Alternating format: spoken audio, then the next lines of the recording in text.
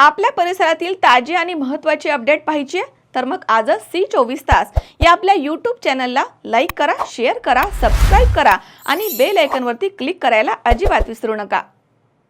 नाशिकमध्ये घरगुती LPG gas सिलेंडरमधनं व्यावसायिक सिलेंडरमध्ये बेकायदेशीररित्या गॅस भरून काळाबाजार करणाऱ्या टोळीवर गुन्हे शाखा युनिट क्रमांक 1 आणि भद्रकाली पोलिसांनी संयुक्त कारवाई करत 4 आरोपींना अटक केली आहे। या कारवाईमध्ये 3,15,400 रुपयांचा मुद्देमाल जप्त करण्यात आला।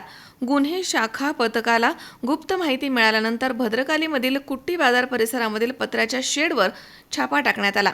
तिथे संदीप संतोष चव्हाण, आसिफ अहमद शेख, अनिल लहू घोडे आणि संतोष अशोक पटेकर हे धोकादायक पद्धतीनं गॅस भरताना आढळून आले।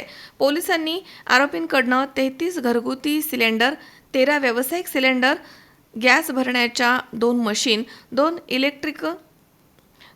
इलेक्ट्रॉनिक वजन काटे आणि 1 मालवाहू 3 चाकी वाहनं जप्त केली आहे। पोलिसांनी आरोपींकडनं 33 घरगुती सिलेंडर, 13 व्यावसायिक सिलेंडर, गॅस भरण्याच्या 2 मशीन, 2 इलेक्ट्रॉनिक वजन काटे आणि 1 मालवाहू 3 चाकी वाहन जप्त केले। या प्रकरणी भद्रकाली पोलीस ठाण्यामध्ये गुन्हा दाखल करण्यात आलाय। पुढील तपास सुरू आहे। किरण आहेर, C24 तास, नाशिक।